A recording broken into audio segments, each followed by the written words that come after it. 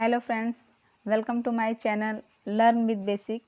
चलिए आज हम लोग बहुव्रीहि समास को पढ़ लेते हैं। इससे पहले मैंने आप लोगों को तत्पुरुष समास, अव्ययीभाव समास और अव्ययीभाव समास और कौन सा समास था, कर्मधारय समास। तो इन सब के बारे में मैंने बताया आप लोगों को। चलिए अब आगे हम लोग पढ़ लेते हैं बहुव्रीहि समास। ये समास बहुत ही आसान है। इसमें आप लोगों को ज़्यादा सोचने की ज़रूरत नहीं है, क्योंकि इसमें केवल और केवल देवी देवताओं और राक्षसों के नाम आते हैं, उन्हीं का विग्रह करना होता है। इसका सिंपल सा जान जाइए आप लोग ये कि इसमें कोई पद प्रधान नहीं होता। अभी तक हम लोगों ने पढ़ा कि कहीं उत्तर पद प्रधान होता है, कहीं पूर्व पद प्रधान होता है, लेकिन इसमें फ्रेंड्स इसमें कोई पद प्रधान नहीं होता। ये दोनों पद मिलकर किसी एक नए की ओर संकेत करते हैं। जैसे कि किसी एक नए शब्द को ढूंढते हैं और उसके बारे में बताना चाहते हैं, ये दोनों पद मिलके। तो यहाँ पे आप लोग देखिएगा कि अधिकतर देवी देवताओं के ही नाम ज़्यादा आएंगे, जिससे आप लोग उसको देखते ही आप लोग समझ जाएंगे कि ये बहुव्रीहि समास है। तो चलिए आइए देखते हैं थोड़ा बहुत इसके बारे में डिटेल। चलिए आ गए हम लोग अपने टॉपिक पे, बहुव्रीहि समास। इस समास में कोई भी पद प्रधान न होकर अन्य पद प्रधान होता है। मैंने आप लोगों को पहले ही बताया कि इसमें दोनों पद में से कोई पद प्रधान नहीं होता। अभी तक हमने जैसा कि पढ़ा कि उत्तर पद प्रधान होता है, पूर्व पद प्रधान, लेकिन इसमें ऐसा कुछ नहीं है। इसमें दोनों पद किसी अन्य पद को प्रधान करते हैं, यानी अन्य पद की विशेषता बताते हैं, यानी विग्रह करने पे कोई नया शब्द निकलता है। पहला पद विशेषण नहीं होता, विग्रह करने पर समूह बोध भी नहीं होता, यानी जो इसमें बहुव्रीहि समास के अंतर्गत शब्द का विग्रह करने पर नया शब्द बनता है, एक नया नाम सामने आता है। उस समास से आपको न उसके पूर्व पद को देखना है, ना ही उत्तर पद को देखना है। उससे जो तीसरे चीज़ की व्याख्या हो रही है, उससे जो तीसरा शब्द आपके सामने आ रहा है, सिर्फ और सिर्फ उस पर ध्यान केंद्रित करना है।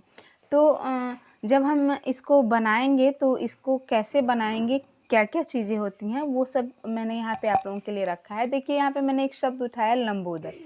लंबा है लंबोदर, मतलब ऊपर दिए गए उदाहरण में जैसा कि आप देख सकते हैं कि यहाँ पूर्व पद लंब, ठीक है, पूर्व पद क्या है, लंब, एवं उत्तर पद क्या है, उदर। यहाँ हम देख सकते हैं कि पूर्व पद एवं उत्तर पद में से कोई भी प्रधान नहीं है। ये दोनों पद मिलकर किसी तीसरे पद की ओर संकेत कर रहे हैं, यानी लंबा है उदर जिसका लंबोदर। लंबोदर किसको कहा जाता है, गणेश जी को। तो ये तीसरे पद की जो विशेषता बता रहा है, माने जो उसका अपना अर्थ है उसको न बताकर वो तीसरे की ओर संकेत कर रहा है। तो जहाँ भी ऐसे कुछ शब्द होते हैं तो लगभग ऐसे सब देवी देवताओं के नामों में ही मिलते हैं। तो ये हम लोगों के पास एक ट्रिक के माध्यम से है कि जैसा कि हम एक ट्रिक ही समझें कि इसमें 90% देवी देवताओं के नाम आते हैं। आप लोग कंफर्म रहिएगा, क्योंकि इसमें तीसरे अर्थ को जानने के लिए आपको इन्हीं लोगों के नाम आपको दिखाए जाएंगे। जैसे देखिए यहाँ पे मैंने पहला आपको बताया, तो ये पहला जो बताया वो लंबा है उधर जिसका, यानी गणेश जी के बारे में बताया। अब दूसरा मैंने रखा हुआ है शब्द चतुर्भुज। चार हैं मुख जिसके, किसके चार मुख होते हैं बेटा, ब्रह्मा जी के, यानी ब्रह्मा जी के ये यहाँ पे चार हैं मुख जिसके, किसकी ओर संकेत कर रहा है, यानी जिसके चार मुख हों वो कौन है, तो देवता ही हो सकते हैं, इंसान के पास तो चार मुख हो नहीं सकते। तो जो देवता हैं वो चार मुख वाले देवता कौन से हो सकते हैं, ब्रह्मा जी। यानी आप देख रहे हैं कि पूर्व पद चतुर एवं उत्तर पद मुख है, दोनों में से कोई भी पद प्रधान नहीं है। ये दोनों पद मिलने के बाद चार मुख वाले अर्थात ब्रह्मा की ओर संकेत कर रहे हैं, जो कि इन दोनों पदों से बिल्कुल भिन्न है, अलग है। यानी ना चार हैं मुख जिसके, ना ही चतुर्मुख, यानी ये दोनों पदों से भिन्न है। हम यह भी जानते हैं कि जब दो प्रधान नहीं होते तो वहाँ बहुव्रीहि समास होता है। यानी मैंने आपसे बताया कि यहाँ किसी पद की प्रधानता नहीं है, यहाँ केवल तीसरे शब्द के बारे में जो नया शब्द बनता है उसकी ओर संकेत किया जा रहा है। तो आप लोगों ने देखा लंबोदर और चतुर्मुख। आगे देखते हैं। यहाँ मैंने आप लोगों को बता दिया है कि इसमें 90% मान के चलिए कि देवी देवताओं के ही नाम आएंगे, और ये आप कंफर्म रहिए कि इसके अलावा ऐसे कुछ यूनिक शब्द नहीं हैं।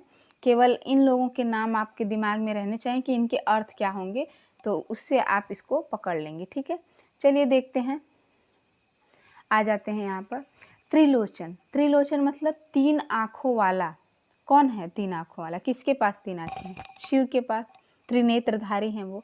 तो जैसा कि आप ऊपर दिए गए उदाहरण में देख सकते हैं कि पूर्व पद एवं उत्तर पद में से कोई भी प्रधान नहीं, न त्रि न लोचन, तो ये कोई प्रधान नहीं है और ये दोनों पद मिलने के बाद किसी दूसरे पद की ओर संकेत कर रहे हैं। हम ये भी जानते हैं कि जब इसके बाद देखिए आप एक यहाँ पे आपको एक और थोड़ा सा देखना पड़ेगा। त्रिलोचन, त्रि मतलब 3, लोचन मतलब नयन। यहाँ पे संख्यावाचक भी दिया हुआ है, जो संख्यावाचक हम लोगों को द्विगु समाज में मिलता है देखने को। तो जब संख्यावाचक होता है तो उसमें मतलब कि ये बताया जाता है कि जहाँ पे संख्या की बात हो वो द्विगु समास होता है। लेकिन आप यहाँ पे देखिएगा, जब यहाँ आप त्रिलोचन करेंगे तो त्रिलोचन मतलब 3 आँख किसकी है, यहाँ तीसरी ओर संकेत हो रहा है। ये आप मत मान के चलिएगा कि त्रिलोचन है तो द्विगु समास हो जाएगा। जब त्रिलोचन का हम अर्थ निकालेंगे, किसके बारे में बात हो रही है, तो शिव की बात आएगी। वहाँ पे यही ये बहुव्रीहि समास होगा। अगर इसका तीसरा अर्थ नहीं निकलेगा तभी वहाँ पे द्विगु समास हम लिख सकते हैं, नहीं तो नहीं। तो इसके बारे में आप लोग ध्यान दीजिएगा। ये मत सोच लीजिएगा कि त्रिलोचन है तो ये द्विगु समास के अंतर्गत आएगा। मैं आगे आप लोगों को द्विगु और द्वंद्व समास पढ़ाऊंगी, जो कि बहुत ही ईजी हैं, आप लोगों को बहुत आसानी से समझ में आ जाएंगे। तो त्रिलोचन मतलब 3 है नेत्र जिसके, यानी शिव, यानी यहाँ पे तीसरे पद की ओर संकेत किया गया है। उसके बाद देखिए फ्रेंड्स, उसके बाद यहाँ पे है दशानन, यानी 10 है आनंद जिसके। 10 मुख वाला कौन है? रावण है। तो वही यानी कि दशानन, यानी यहाँ भी देखिए एक बार मैंने आपको बताया कि आप ये दिमाग में रखिएगा कि जहाँ संख्या द्विगु समास में यही बताया गया है कि जहाँ संख्यावाचक हो वहाँ द्विगु समास होता है। लेकिन फ्रेंड्स इसमें ये जानना जरूरी है कि जो संख्यावाचक शब्द रहेंगे उसके अगर तीसरे अर्थ नहीं निकलते हैं तभी वो द्विगु समास के अंतर्गत आएंगे। अगर उसका तीसरा अर्थ निकलता है तो वो निश्चित है बहुव्रीहि समास के अंतर्गत आएगा। तो ये चीज़ आपके दिमाग में हमेशा सेट होनी चाहिए कि आप ये मान के मत चलिएगा कि इसमें 10 यानी संख्या की बात हुई है, त्रि यानी 3 संख्या की बात हुई है, तो ये जो है द्विगु समास के अंतर्गत आएंगे। इसको आप ध्यान में रखिएगा कि अगर उस शब्द से कोई तीसरा शब्द की ओर संकेत नहीं होता है तो ही वो द्विगु समास के अंतर्गत आएंगे, अन्यथा वो बहुव्रीहि समास होंगे। तो मुझे लगता है आप लोगों को कंफर्म हो गया होगा। आगे देखिए मुरलीधर। मुरलीधर किसको कहा जाता है? कृष्ण को कहा जाता है। तो यहाँ मुरली धारण करने वाला, जब इसका हम विग्रह करेंगे मुरलीधर का तो सीधे सीधे आएगा मुरली धारण करने वाला। यानी मुरली धारण करने वाला कौन है? तो श्री कृष्ण जी हैं। जैसा कि आप ऊपर दिए गए उदाहरण में देख सकते हैं, मुरली एवं उत्तर पद धर में से कोई भी पद प्रधान नहीं है। ये दोनों पद मिलने के बाद मुरलीधर किसी दूसरे ही पद की ओर संकेत करते हैं, यानी कृष्ण की तरफ। तो ये दोनों मिलकर इसकी तरफ संकेत कर रहे हैं। यह हम जानते हैं कि जब दोनों पद प्रधान नहीं होते और किसी तीसरे पद की विशेषताएं बताई जाती हैं तो वहाँ पे क्या होता है? बहुव्रीहि समास होता है। चलिए अब आगे देख लेते हैं, कुछ और भी उदाहरण हैं।